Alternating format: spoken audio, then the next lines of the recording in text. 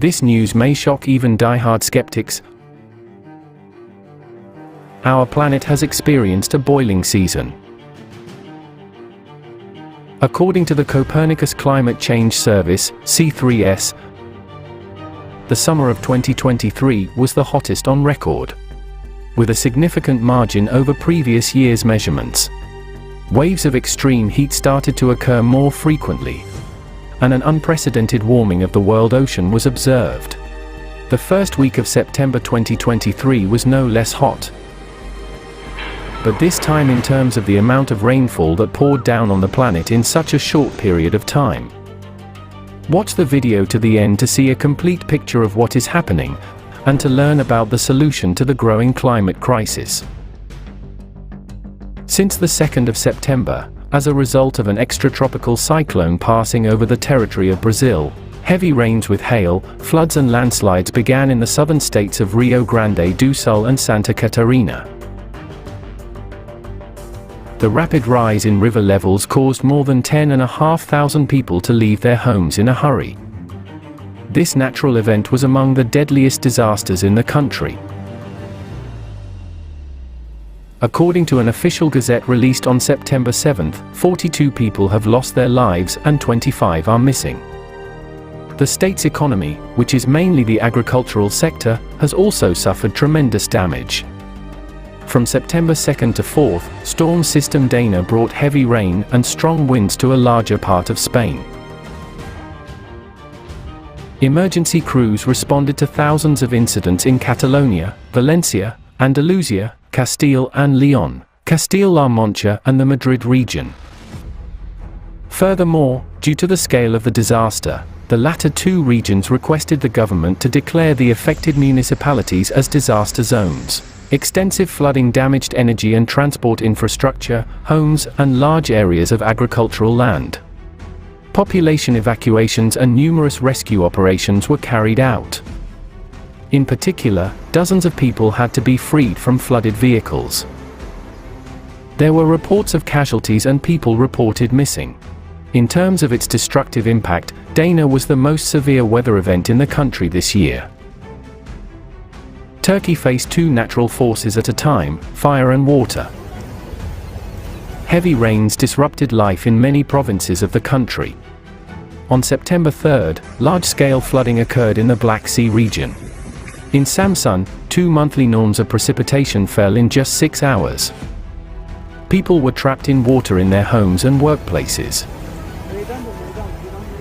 Roaring torrents were literally overturning cars on flooded roads. 2 days later, floods engulfed Turkey's capital Istanbul. The Arnavutköy and Başakşehir districts in the northern part of the metropolis suffered the most from the powerful downpour. Nearly 2,000 houses, shops and administrative buildings were flooded there.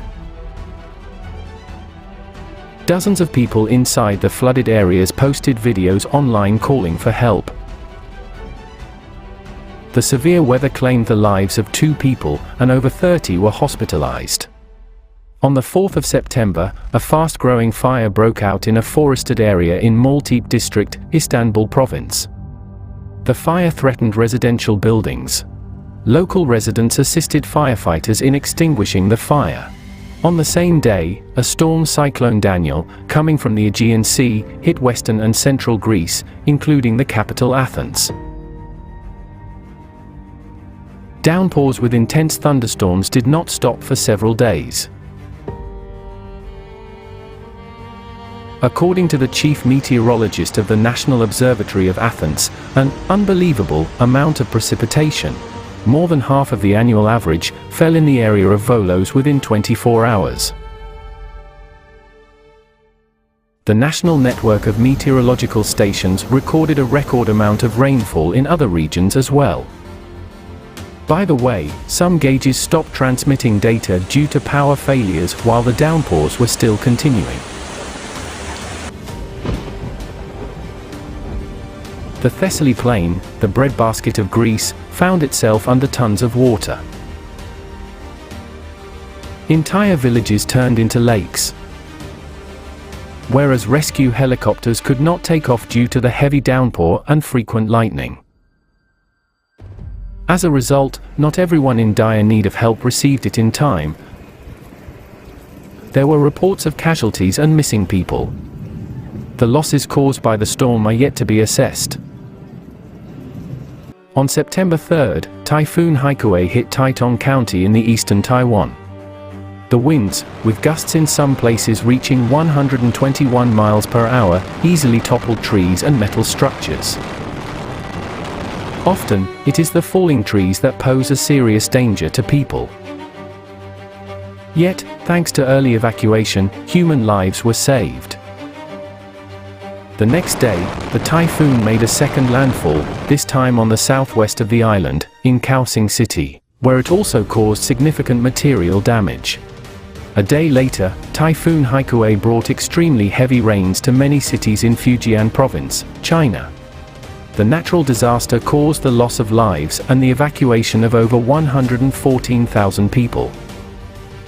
On September 7th and 8th, the remnants of Typhoon Haikui hit the major Chinese city of Shenzhen with the heaviest rainfall on record, with a total of 247 millimeters of precipitation falling in just 3 hours. On the same days, intense rainfall triggered by the aftermath of Typhoon Haikui led to widespread flooding in neighboring Hong Kong. Automobile traffic came to a complete standstill.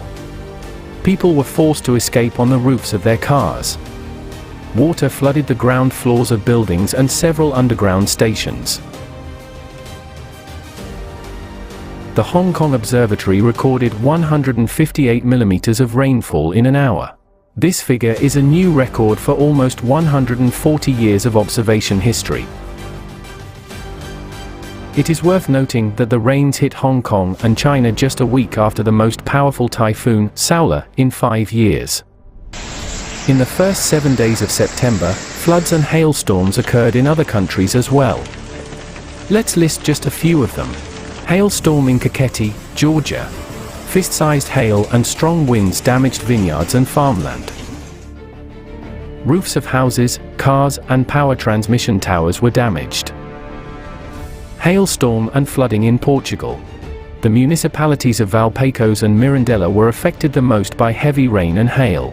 In some farms in the Trás-os-Montes region, up to 70% of olive groves and vineyards were destroyed. Floods in northwest Algeria. Due to heavy rains in the provinces of Tlemcen and El Bayad, 8 people lost their lives.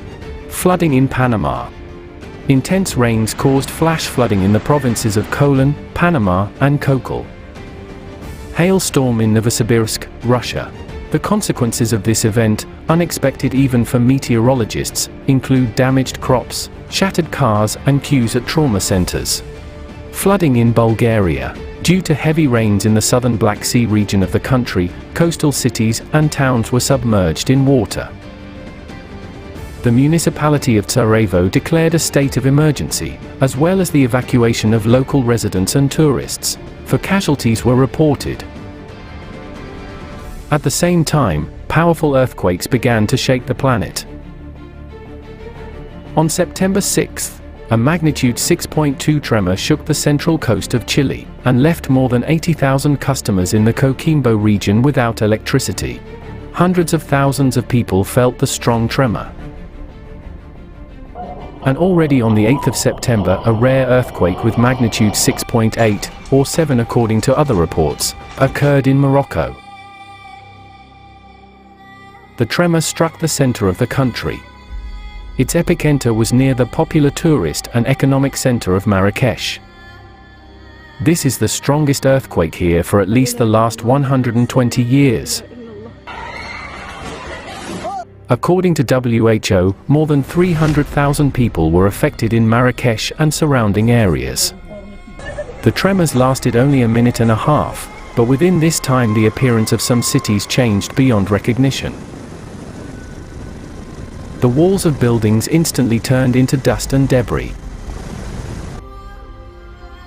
Eyewitnesses living in the foothills said that some towns were destroyed completely.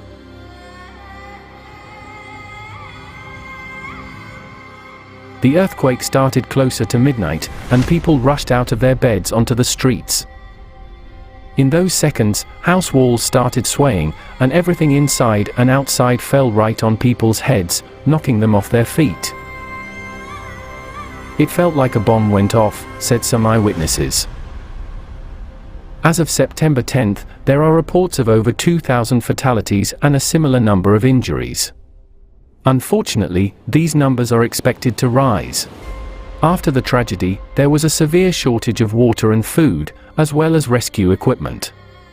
And in the long term, people do not have the financial means to rebuild their homes, let alone recover from the emotional toll of what they've experienced. As we can see, many countries are already facing the global consequences of climate change.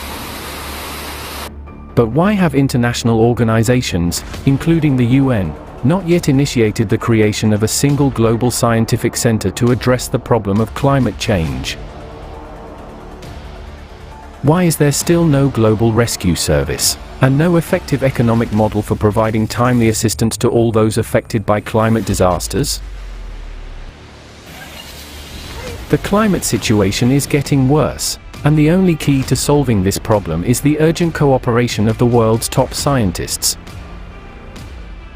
A rapid response and coordination of efforts could save many human lives that the climate Cerberus claims every day.